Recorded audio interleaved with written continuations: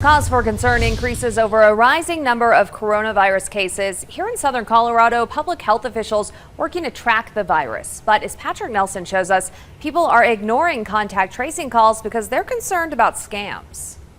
Public health officials admit there's still a lot they don't know about COVID-19. Reaching out to people who have been exposed or impacted by the virus is one way they hope to learn more. It's called contact tracing. But robocalls and scam calls are making this process more difficult for everyone. When our phone rings with no caller ID or even a phone number we don't recognize, many of us will ignore it, avoiding fraudsters and scammers. But right now, some of these unexpected calls are important. Often, contact tracing calls are being ignored.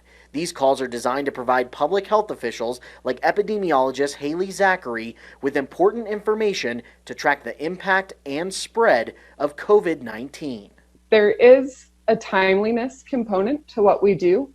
The quicker we're able to identify contacts, the quicker we're able to get that message out for prevention. Dr. Fraud, CSU Global's J. Michael Skiba, warns scammers will try to impersonate public health officials. They come across as coming from a local county health department, which they can easily Google some names and some phone numbers.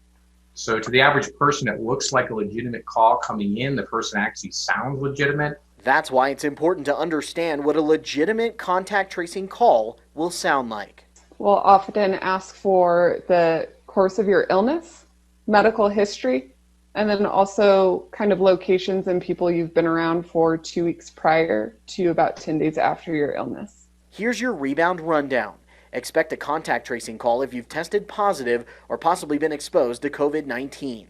Public health officials want you to verify their call is legitimate. Health officials will only ask you questions related to tracking COVID-19. Never give up sensitive personal information like a social security number or financial information on a contact tracing call. If they ask for it, it's likely a scam. You can always verify that these calls are legitimate by taking down the number and contacting your local health department. Always watching out for you. Patrick Nelson, News 5.